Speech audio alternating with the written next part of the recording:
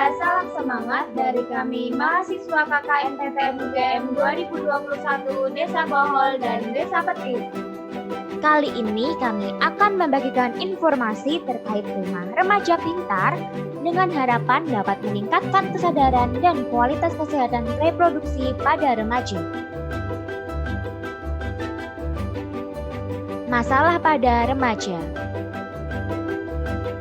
Remaja mengalami pertumbuhan dan perkembangan pesat pada aspek fisik, psikologis, dan juga intelektual. Beberapa karakteristik remaja yaitu memiliki keingintahuan yang besar, menyukai petualangan dan tantangan, serta berani menanggung resiko atas perbuatannya tanpa didahului oleh pertimbangan yang matang. Fakta ini membuat masalah terkait seksualitas dan kesehatan reproduksi masih banyak dihadapi oleh remaja. Masalah-masalah tersebut antara lain pemerkosaan, free sex, kehamilan tidak diinginkan atau KTD, aborsi, IMS atau infeksi menular seksual, dan yang terakhir pernikahan usia dini. Pernikahan usia dini. Berdasarkan laporan Profil Anak Indonesia tahun 2018, menunjukkan bahwa sekitar 39,17% atau 2 dari 5 anak perempuan usia 10-17 tahun menikah sebelum usia 15 tahun. Sekitar 37,91% menikah di usia 16 tahun dan 22,92% menikah di usia 17 tahun. Angka tersebut menempatkan Indonesia pada peringkat ke-7 tertinggi di dunia serta menduduki peringkat kedua di ASEAN terkait angka pernikahan pada usia dini.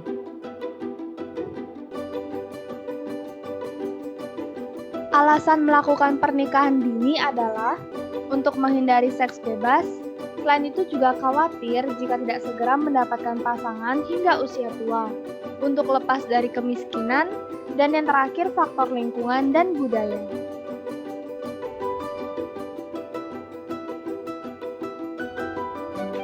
Bahaya pernikahan usia dini. Pernikahan dini dapat meningkatkan risiko tinggi terhadap angka kematian ibu melahirkan. Selain kepada ibu, umur ibu saat melahirkan pun juga memiliki risiko dengan kematian bayinya. Tercatat pada ibu dengan usia melahirkan kurang dari 20 tahun, terjadi kematian bayi 54 dari 1000 kelahiran, dan ibu dengan usia di atas 40 tahun terjadi kematian bayi 46 dari 1000 kelahiran.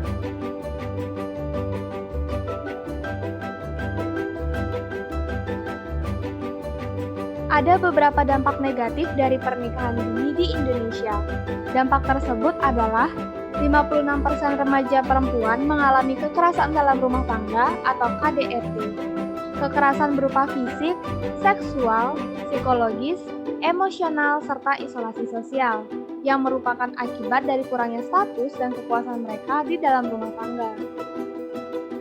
Remaja tidak mampu mencapai pendidikan yang lebih tinggi karena hanya 5,6% remaja dengan pernikahan dini yang masih melanjutkan sekolah setelah pernikahan.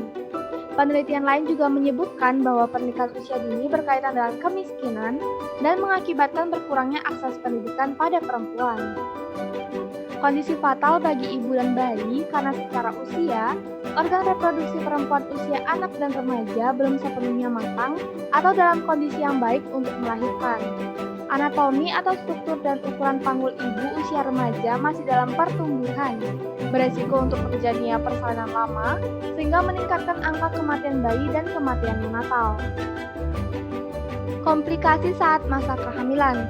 Wanita yang menikah usia dini akan mengalami masalah baik saat hamil, melahirkan maupun nifas, yaitu adanya kurang darah seperti anemia, persalinan lama atau bayi yang tidak segera keluar, bengkak pada akhir kehamilan, perdarahan pada saat melahirkan, serta adanya infeksi pada jalan lahir. Pernikahan dini juga berdampak pada pertumbuhan dan perkembangan anak. Hal ini berkaitan dengan kecukupan gizi bayi yang kemudian berpengaruh pada tumbuh kembang anak. Hal ini menyebabkan bayi yang lahir dari hasil pernikahan dini beresiko lebih besar mengalami stunting daripada bayi yang lahir dari usia pernikahan yang direkomendasikan Kementerian Kesehatan.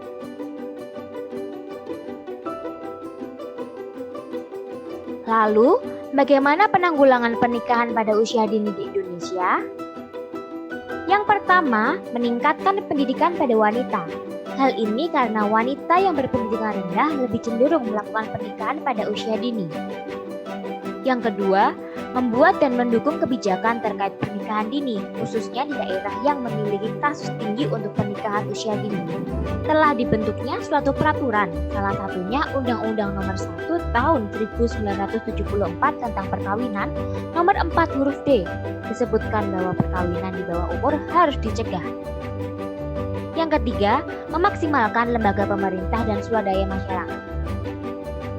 Yang keempat, memberdayakan anak dengan informasi, keterampilan, dan jaringan pendukung lainnya, serta meningkatkan akses dan kualitas pendidikan formal bagi anak.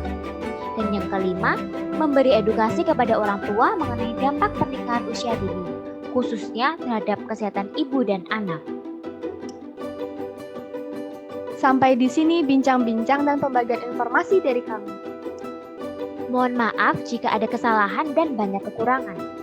Dari kami undur diri, salam cerah, salam bahagia, salam semangat, sampai jumpa.